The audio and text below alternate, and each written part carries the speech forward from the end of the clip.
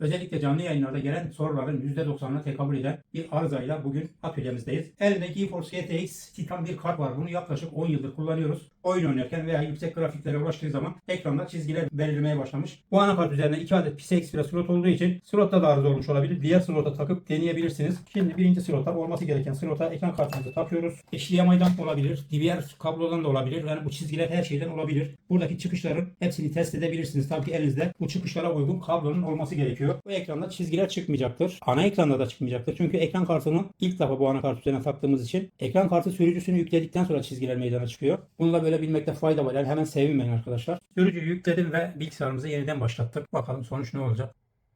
Evet, sonuç gördüğünüz gibi kırmızı çizgiler çıktı ve siyah ekrana düştü arkadaşlar. Bu da şu anlama geliyor, ekran kartında çip arızası var arkadaşlar. Şimdi gelin ekran kartımızı sökelim, çıkaralım. Öncelikle bir bakalım sağına soluna herhangi bir arıza var mı?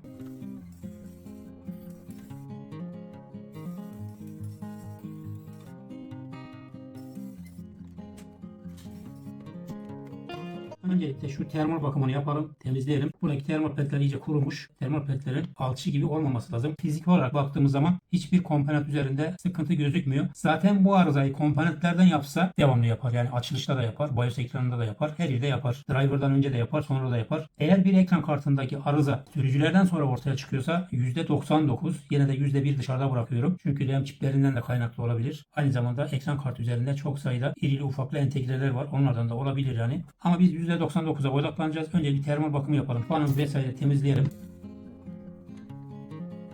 Şu metal kısımlarına yaklaşık 5 dakika 400 santigrat ısı vereceğim. Tabancamızı çalıştırdık. 400 santigrata geldi. Şöyle sadece 5 dakika bir ısı işlem uygulayacağım. Belki işe yarayabilir. Bu şöyle bir şey arkadaşlar. İşe yarasa bile bazen 1 hafta, bazen 2 hafta, bazen 5 ay sonra tekrardan geriye arıza yapabiliyor. Bu da tamamen çipin yapısıyla ilgili bir durum. Çipin şu parlak kısmına kesinlikle ısı işlem uygulamıyoruz. Ve bunu defalarca da söyledim arkadaşlar. Şimdi de söylüyorum. Tavsiye etmediğim bir uygulama. Geçici bir uygulama. Pansuman diyebilirim. Yani garantisi yok. Çipinizi tamamen de susturabilirsiniz. O çizgili ekranı da görmeyebilirsiniz bu işlemi yaptıktan sonra. Kapatalım. Soğumasını bekleyelim. Bu aşamada kıpırdatmıyoruz. %1 de olsa şansımızı denemiş olduk en azından.